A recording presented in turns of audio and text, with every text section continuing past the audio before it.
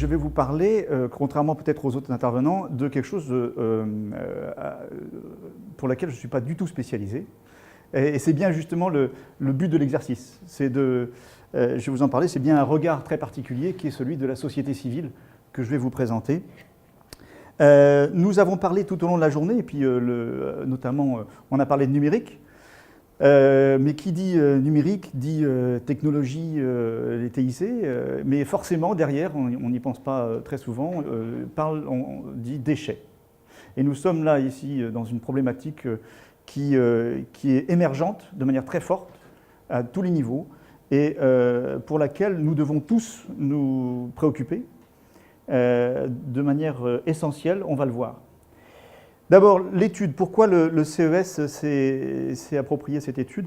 Eh bien, c'était justement en coordination avec l'Observatoire numérique qui a travaillé sur le baromètre. Alors en fait, c'est pas fin 2011, hein, mais c'est début 2012 qu'il y a eu une présentation du baromètre numérique sur lequel l'Observatoire a travaillé pendant plusieurs mois et qui a interpellé le CES et donc la commission du CES que j'ai le plaisir de présider, a voulu étudier ce problème-là, qui est plus un problème de société, et pas seulement un problème qui concerne les techniciens ou les professionnels.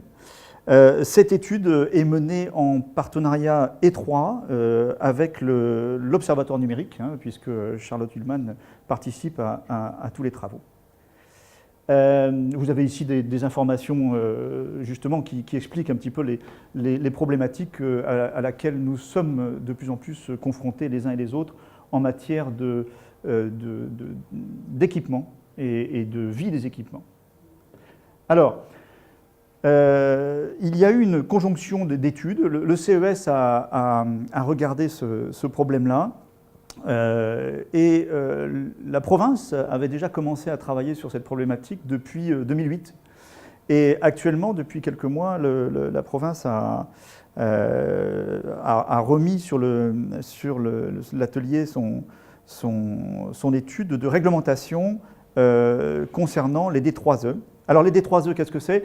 Eh bien, ce sont les déchets d'équipements électriques et électroniques, d'une manière très générale.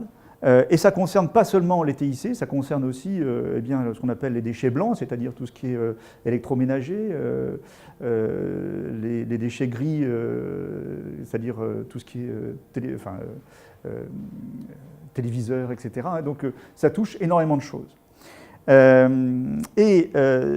En fait, la province, dès 2008, a mis en place 5 filières de retraitement, notamment au travers les 5 filières que vous avez ici, les pneus, les piles, les huiles, les batteries et les véhicules. Vous avez tous vu fonctionner ces éléments-là.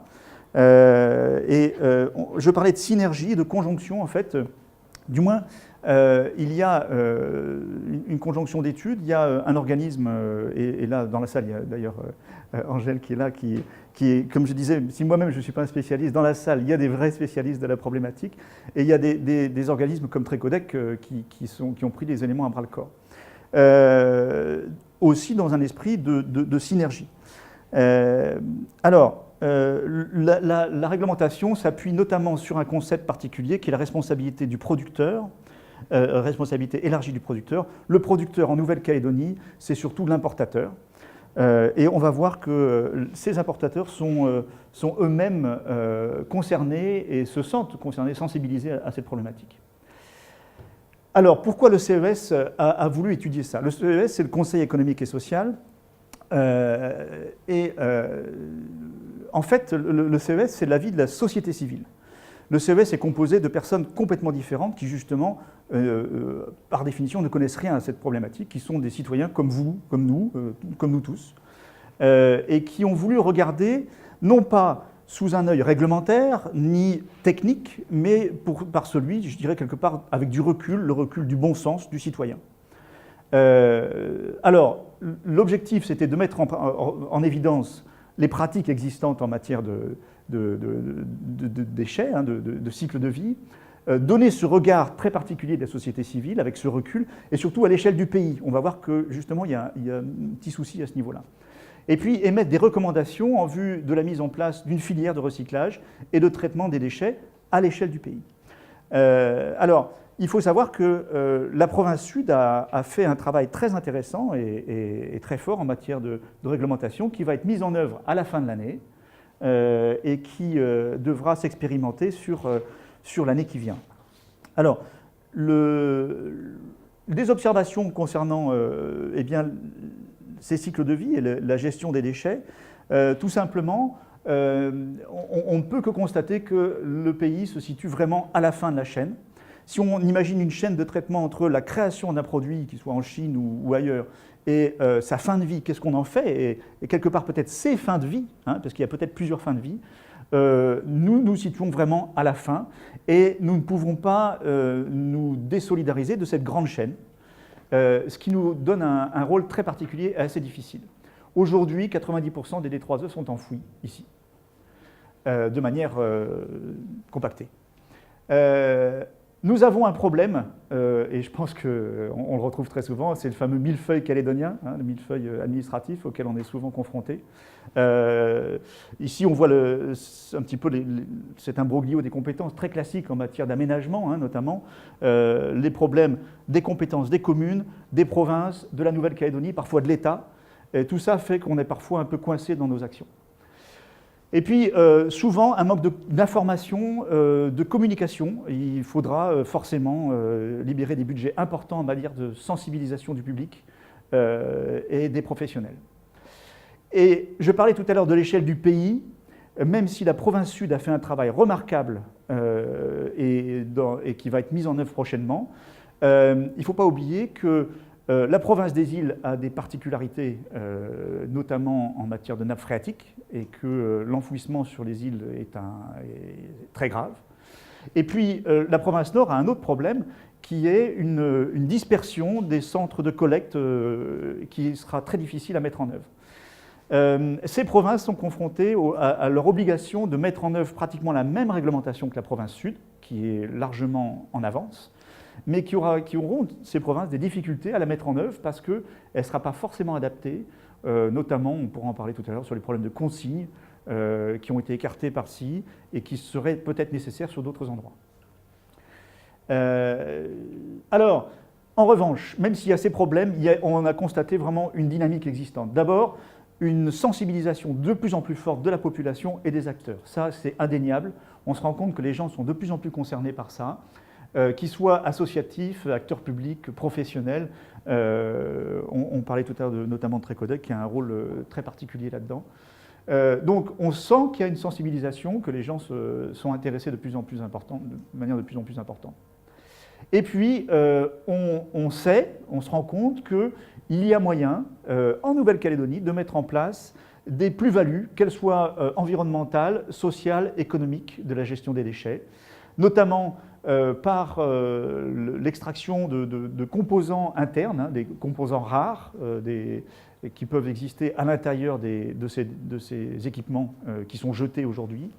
Il peut être expérimenté, comme on l'a pu le voir ailleurs, des emplois, toute une dimension sociale autour des recycleries, autour de la réutilisation des objets qui sont jetés.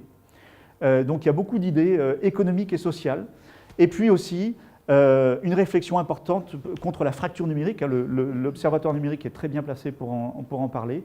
Il existe une très forte fracture numérique en Calédonie et il y a moyen, au travers de cette réflexion, d'apporter une plus-value sur le partage en matière d'accès à l'équipement.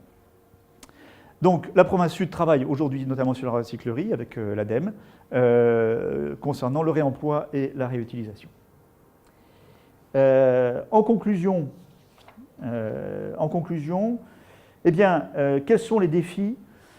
Eh bien, évidemment, on en a parlé tout à l'heure, hein, on a parlé du rôle d'exemplarité tout à l'heure en matière d'aménagement. Eh bien, là aussi, la Nouvelle-Calédonie se doit d'être exemplaire. Elle se doit parce que l'ONU a classé une grande partie de son patrimoine géographique. Elle doit devenir aussi éco-responsable de plus en plus et acteur dans le cycle de vie des D3E. Elle peut difficilement avoir un rôle de locomotive, comme le soulignait tout à l'heure Steven, parce qu'on est vraiment en fin de chaîne. On est lié à cette chaîne. En revanche, on a forcément un rôle. Et puis surtout, on se rend compte qu'il y a plein d'énergies qui se mettent en place. Ce qui manque sans doute, c'est de la synergie. C'est-à-dire une synchronisation, c'est important. Ce qu'il va falloir améliorer, c'est une meilleure synchronisation de la réglementation à l'échelle du pays, des dispositifs dans les 3 provinces. Et puis, il faut voir aussi à quel niveau, est-ce qu'au niveau du gouvernement, au niveau des associations, est-ce que qui peut justement prendre du recul et assurer la coordination de l'ensemble des acteurs, aussi bien en amont, c'est-à-dire de la part des producteurs, enfin des importateurs, qui eux sont très sensibilisés pour la plupart à cette problématique, on a pu les rencontrer, mais aussi en aval par tous les organismes qui traitent ces déchets en fin de vie. Bien sûr, donc l'objectif est d'améliorer la lisibilité de la gestion des D3E en Nouvelle-Calédonie. Donc l'étude est en cours de la part du CES. Elle va être synchronisée avec celle de la province et elle sera disponible, rendue publique, c'est-à-dire accessible sur le journal officiel de la Nouvelle-Calédonie au travers un avis sur la réglementation de la province sud à partir du 14 décembre 2012. Voilà, j'ai dit.